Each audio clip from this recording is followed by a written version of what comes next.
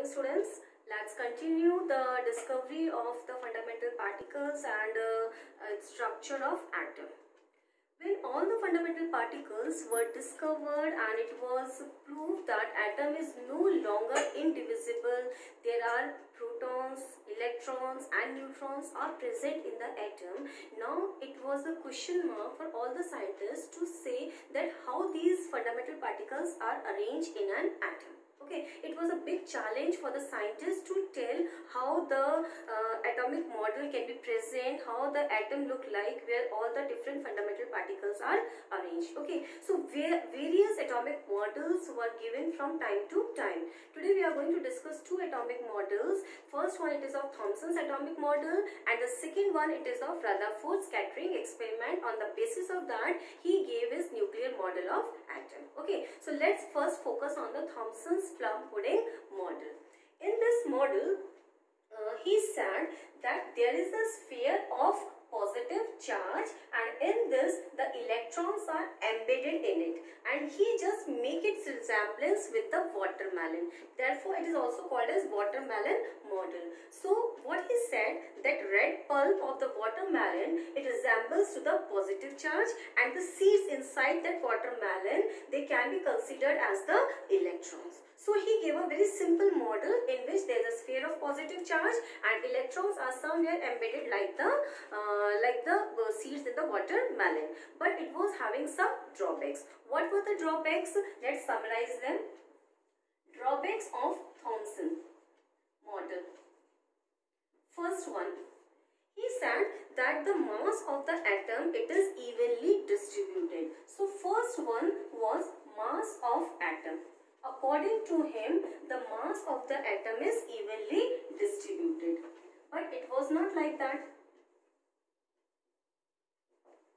Now, the second drawback, he said that the model, it is static. According to this plum pudding model, it was said that it is a static model. Static model means he was not able to explain the motion of the electrons. So it was the static model and it was not explaining the motion of the electrons. Third point, regarding the drawbacks, it was that it was not able to prove the stability. कि भैया stable कैसे है ये atom कैसे stable है when there is a sphere of positive charge and electrons are having the negative charge and they are somewhere present there is no fixed place for the negative charge, then why this negative charge and positive charge, they are not getting neutralized, how they are shielding each other? So there was a big question about the stability of the atom and there was no answer regarding that. Okay, and the fourth one was he was not having any explanation regarding the Rutherford scattering experiment, that which we are going to discuss later on. So no explanation for Rutherford scattering experiment. Okay, so these were the four drawbacks which were not explained by the Thomson when in 1904 he gives his plum pudding model. It was the simplest model. It was a first attempt to present the structure of the atom, how an atom can be look like. Okay, so now we will move on to the next one, that is the Rutherford scattering experiment. Let's see that. Rutherford's scattering experiment, and this scattering experiment, after this Rutherford present a nuclear model of an atom, and in this alpha rays were taken and their deflection was observed. First we will understand what was his experiment, then we will see his observation, then we will conclude from each observation what conclusions were drawn, and in the last we will summarize the nuclear model of an atom given by the Rutherford. So let's begin with the experiment. What he actually did in his experiment, see students, here this red block, this is the lead block. This is made up of lead block. What is the property of the lead? That it absorbs the radiations. Okay, and inside this a radioactive substance like radium was placed. ठीक है, lead block के अंदर radioactive substance को place कर दिया गया. जितनी भी एक्स्ट्रा रेडिएशंस जो निकल रहे थे, they were absorbed by the lead block and they were allowed to come through a thin slit. So one alpha ray it is coming here. And now what are alpha rays? In my previous videos I have already told you what are alpha rays. These are doubly ionized helium atom. ठीक है, helium atom क्या होता है? जिसका मास कितना होता है? Mass number होता है 4, एटॉमिक नंबर होता है 2. ओके, अब इसमें से 2 इलेक्ट्रॉन अगर हम रिमूव कर दें तो वो क्या हो जाएगा हमारा? डबली आयनाइज्ड हीलियम एटम, और आप इसको बोल सकते हो हीलियम न्यूक्लियाई. केवल न्यूक्लियाई प्रेजेंट है जिसके अंदर हमारे प्रोटॉन्स और न्यूट्रॉन्स प्रेजेंट है. There is no electron, so that is called as alpha rays. Now alpha ray when it is coming out of this radioactive substance, it is allowed to pass through a thin slit so that we can get a narrow beam. Okay, so this is the slit system, and again it is consisting of lead plates. Why? Because lead plates absorbs the extra radiations. Now when this alpha rays passes through it, a thin gold foil was placed in their path. Okay, and around this is the gold foil I had mentioned here. This is a thin gold foil, and around this there is a circular fluorescent zinc sulfide screen. Okay, now what is the role of this zinc sulfide screen? Previously also we had discussed that when alpha particles strike them, they produces the fluorescence. So as to detect where the alpha particles are striking, we had taken this circular zinc sulfide screen all around. This is all around. It is not like I am not drawn here, so it is not present. All around a circular zinc sulfide screen was placed. Fine. Now, when this thin gold foil was placed in the path of the alpha rays, some observations were made. He said that most of the alpha particles strike here. See this point. Most of the alpha particles strike here because this is a fluorescent screen, so it put a mark over here, and it was observed that most of the alpha particles strike here.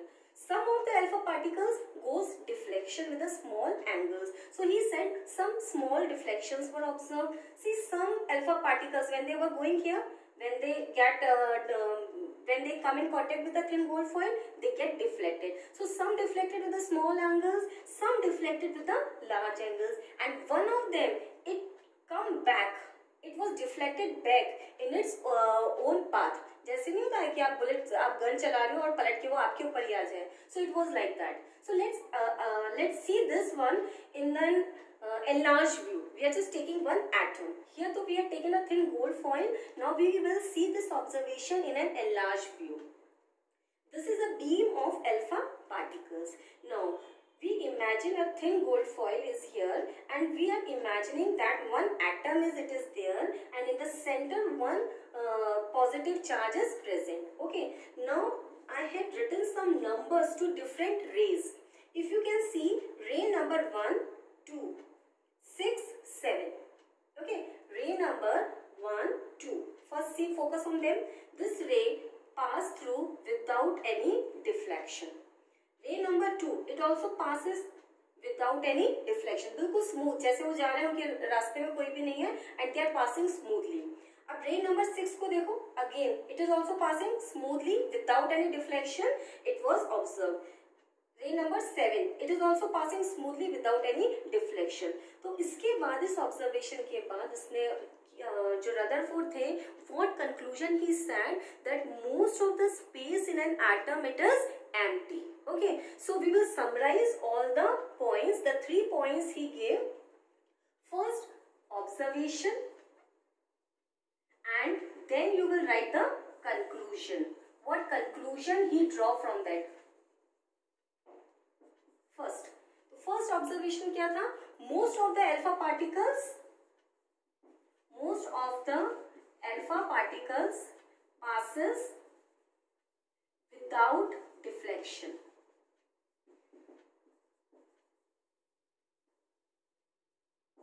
Okay, so what he said, why they are passing without deflection? कि भैया वहाँ पे बहुत सारी empty space है atom के अंदर. So he said a large empty space. उन्होंने कंक्लूजन दे दिया कि वहाँ पे एटम के अंदर बहुत सारी एम्प्टी स्पेस प्रेजेंट है. A large empty space is present around the nucleus. Space is present in the atom. अच्छा, अब सेकेंड ऑब्जर्वेशन पे आते हैं.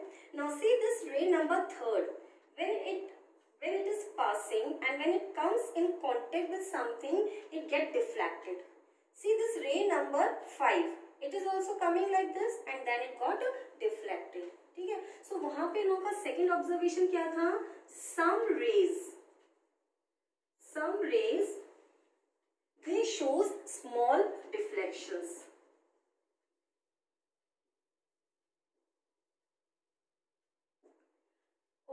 अगर कुछ रेज स्मॉल एंगल से डिफ्लेक्ट हो रही है तो इसको एक्सप्लेन करने के लिए what conclusion he gave that in the centre there is heavy positively charge region is present, और उसको उन्होंने नाम क्या दिया? Nucleus. So what he said, in the centre heavy positively charge centre was present. Positively charge centre, positively charge nucleus लिख देते हैं हम यहाँ पे. Positively charge nucleus was present because it is having positive charge, और alpha rays के ऊपर क्या है? Positive charge. So they just repel each other, because of the repulsion they got deflected from their path. तो यहाँ पे हमने क्या कहा? Second observation, some rays deflected with small angles. Conclusion उन्होंने क्या दिया? क्योंकि सेंटर के अंदर heavy positively charge nucleus present है, तो because of the repulsion they get deviate from their path. Okay, now one the surprising observation was that this रे number 4, see this ray number 4 when it was coming and when it get a direct hit with the central positively charged nucleus, it gets recoiled back. So यहाँ पे इन्होंने कहा out of 1 in 20,000, मतलब 20,000 raise में से एक रे, out of 20,000 rays, one alpha particle recoiled back. Recoiled back means it traces its own path. Recoiled back.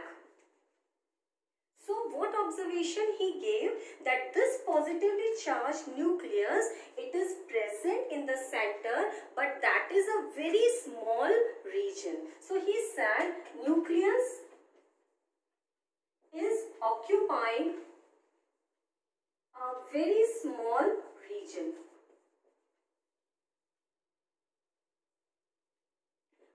Very small region in the center. और उन्होंने क्या कहा कि जो एटम है उसका mass, the entire mass of the atom is concentrated inside the nucleus only. So these were the observations and these were the conclusions, and on the basis of this he gave his nuclear model of an atom.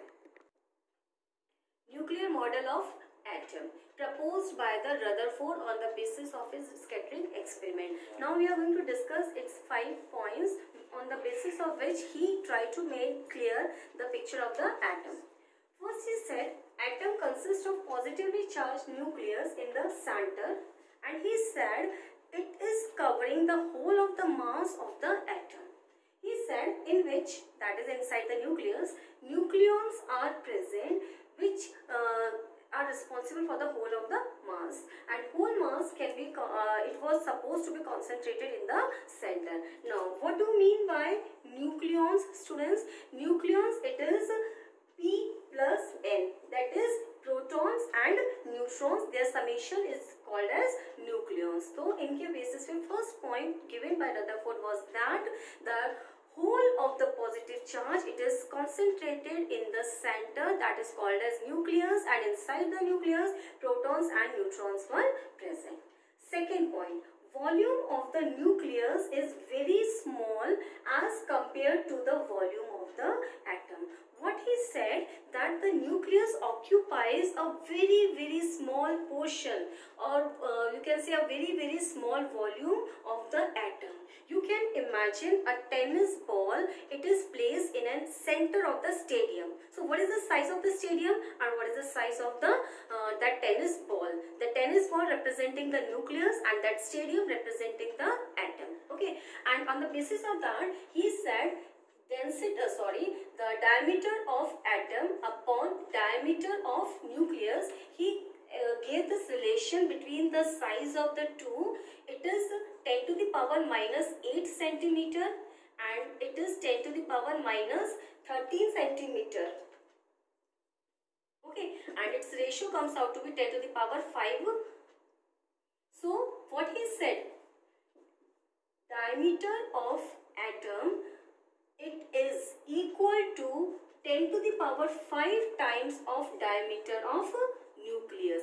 Means हमारा जो atom है उसका size कितने times ज्यादा है as compare to the size of the nucleus. He also calculated the volume of the atom and the volume of the nucleus. Volume of atom upon volume of nucleus. When you calculate the volume of the sphere, student, the formula you uses that is 4 by 3 pi r cube, and on the basis of that he just took the values of these diameters.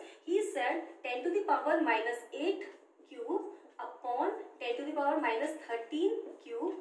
Both of them are in the centimeter, and after this he got 10 to the power 15. So what he said, volume of atom is equal to the 10 to the power 15 times the volume of the nucleus. So he just gave an idea about the size of the atom and the size of the nucleus. That means the nucleus is occupying a very small region. Third point, there is empty space around the nucleus because he had observed that most of the alpha particles pass without any deflection, and he called a term extra nuclear part. And what he said, that this extra nuclear part is responsible for the volume. This extra nuclear part is responsible for the volume of the atom. And we had already discussed that this nuclear part, हमारा जो nuclear part है वो किसके लिए responsible है? For the mass of the atom. It is responsible for the mass of the atom. Okay, so in this way he just differentiate the two कि जो बाहर का एक्स्ट्रा न्यूक्लियर पार्ट है it is responsible for the volume and the nuclear part it is responsible for the mass of the atom. So this was the third postulate given by the Rutherford. Next, the radius of the nucleus is directly proportional to the cube root of the number of the nucleons. What he said, R is directly proportional to the cube root of the nucleons. What is this R? Radius of the nucleus. And what is this? A mass number. और mass number हम कैसे निकालते हैं? P plus N is equals to A. यानी nucleus के अंदर which fundamental particles are present? Protons और neutrons, और इनका समेशन क्या कहलाता है? मास नंबर, और मास नंबर को रिप्रेजेंट करते हैं bye A. Okay, so what is said, radius of the nucleus is directly proportional to the cube root of the number of the nucleons. Nucleons already clear है ना बच्चों? That is neutrons plus protons. And to remove this proportionality sign, he put a constant R is equals to R naught, and here A 1 by 3. Okay, and this is a constant value, and इसकी value उन्होंने दी थी 1.33 into 10 to the power minus 13 centimeter. Okay, fifth point, the last one. What he said, that electrons revolve around the nucleus in closed paths with high speeds. उन्होंने कहा जैसे solar system के अंदर planet सन के surrounding में घूमते रहते हैं, same like that electrons around the nucleus they are revolving with high speed in the close path. And what he said, जब इलेक्ट्रॉन्स घूम रहे हैं, ये हमारा पॉजिटिवली चार्ज सेंटर न्यूक्लियस है, जब ये इलेक्ट्रॉन घूम रहे हैं तो बाहर की तरफ एक फोर्स लगता है, the force which is acting outside, that is called as centrifugal force. यहाँ बाहर की तरफ outward one force is acting and this is called as centrifugal force, and inside उसके ऊपर एक फोर्स लगता है, that is electrostatic force of attraction.